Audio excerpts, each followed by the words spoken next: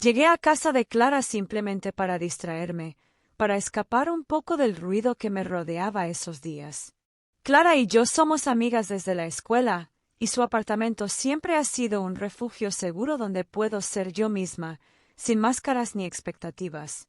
Esa noche, sin embargo, nada fue como esperaba. La puerta no la abrió Clara. Fue él. David. Ese nombre que había callado en mi mente durante tanto tiempo, como un secreto que me daba miedo enfrentar. David, mi mejor amigo de toda la vida. Él estaba allí, en la entrada de aquel apartamento que me parecía tan familiar y a la vez nuevo. «Hola», dije, tratando de sonar natural, aunque sentía que mi voz temblaba ligeramente. «Hola», respondió él con una sonrisa tranquila, esa sonrisa que siempre había tenido, pero que ahora parecía esconder algo más. Algo que despertaba en mí emociones que llevaba años guardadas en silencio. David estaba de visita, me explicó, por asuntos de trabajo. Yo, por mi parte, había ido buscando un momento para mí, un respiro.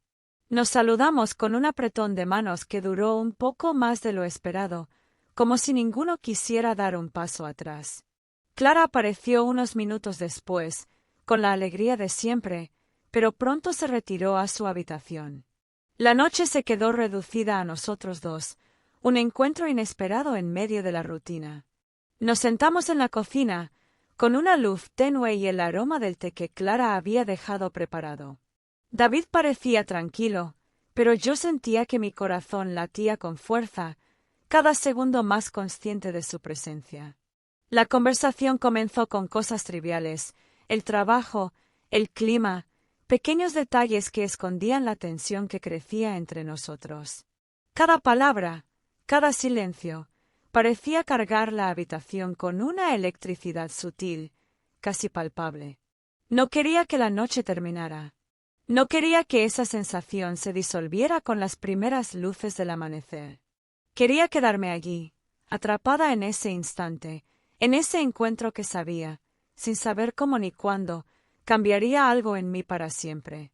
Y mientras las horas pasaban lentamente, me di cuenta de que, aunque el mundo siguiera girando afuera, para nosotros el tiempo se había detenido en aquella cocina, entre las sombras y las palabras no dichas.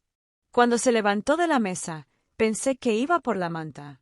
Clara siempre dejaba una en el respaldo del sofá para las visitas, y la noche empezaba a enfriarse. Pero al volver, no traía la manta. Traía flores. Un ramo sencillo, sin envoltorios, sin cintas. Como si lo hubiera recogido esa misma tarde. Lavanda, margaritas pequeñas, algo de romero, flores que parecían traídas de un jardín tranquilo, no de una tienda. ¿No son para Clara?, pregunté, intentando sonar ligera. No, dijo él, sin dudar. Son para ti, porque estás aquí. Las colocó sobre la mesa, sin mirar demasiado. No esperó mi reacción. No explicó más. Y eso, precisamente eso, me conmovió. No era un gesto romántico, ni teatral. Era simple, honesto. Me quedé en silencio, observando el ramo. No recordaba la última vez que alguien me había regalado flores. Mucho menos así, sin razón aparente. La luz en la cocina era suave, dorada. El reloj de pared marcaba los minutos con un sonido sordo. Por un momento, el tiempo pareció detenerse entre nosotros. ¿Quieres ver la habitación donde duermo ahora?, preguntó de pronto. Asentí con la cabeza. Me llevó por el pasillo hasta la última puerta. Al entrar, me envolvió un aire distinto. Olía a madera, a libros antiguos. Las cajas aún sin deshacer estaban apiladas junto a la pared, pero lo importante no era eso. Lo importante eran los detalles. En la estantería reconocí algunos de los libros que habíamos compartido en la adolescencia. Algunos con nuestros nombres escritos en la primera página. En una esquina descansaba una guitarra, cubierta de polvo pero entera, con una cuerda floja y marcas de uso.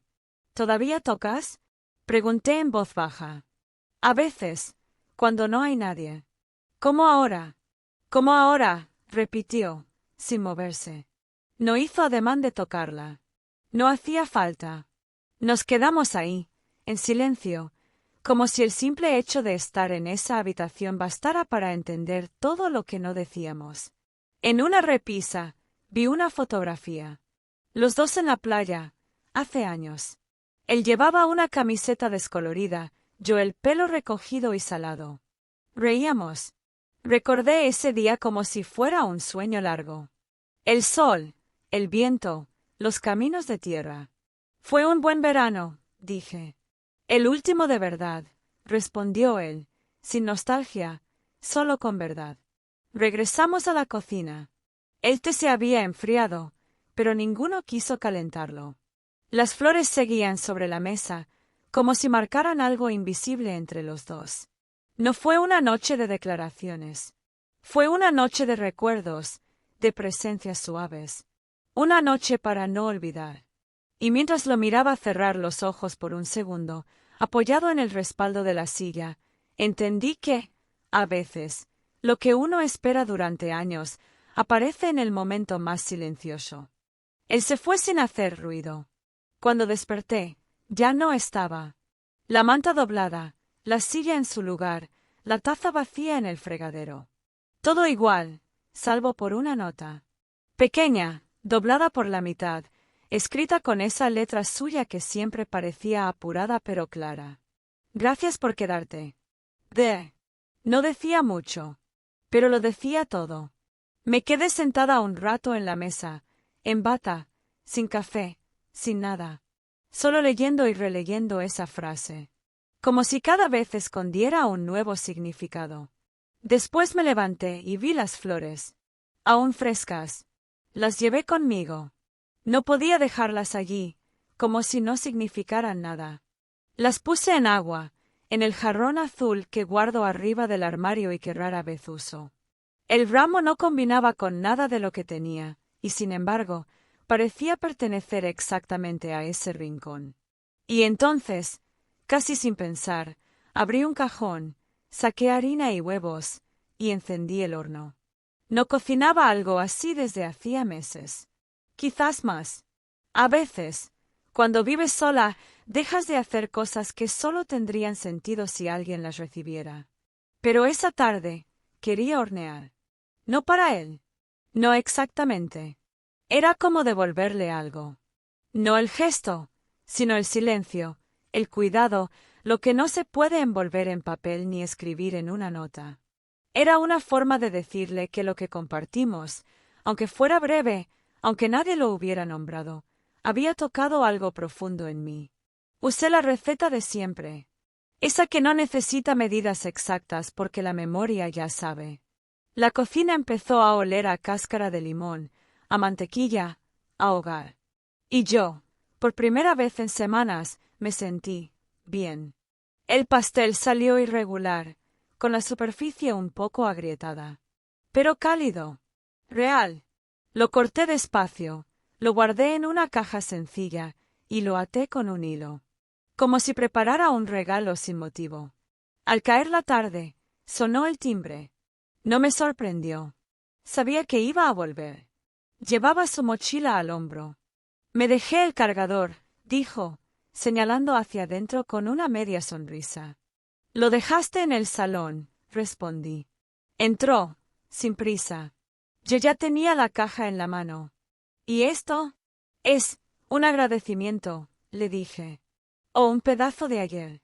O un gesto, nada más. No preguntó más. Solo lo recibió con ambas manos, como si entendiera que dentro iba algo más que masa y azúcar. Y luego, el silencio. Un silencio lleno. Cálido. No incómodo. Como si las palabras no fueran necesarias. Como si lo más importante ya estuviera dicho entre líneas, entre miradas. Él me miró durante unos segundos, como si quisiera recordar ese momento. Guardarlo. Yo también lo hice. Porque lo que pasó, lo que aún sigue pasando, de forma leve, sin nombre, no necesita explicaciones. Está en las flores sobre la mesa. En el pastel que horneé sin ninguna obligación. En la manera en que se fue, y en cómo volvió. Hay cosas que no empiezan con grandes gestos. Empiezan con un hola inesperado, con una flor dejada en la penumbra, y a veces, con un pastel para una sola persona, que en realidad no es solo para una. Gracias por vivir esta historia con nosotros en Diario de Amor. Suscríbete, dale like y no te pierdas los próximos capítulos donde el deseo y el destino vuelven a cruzarse.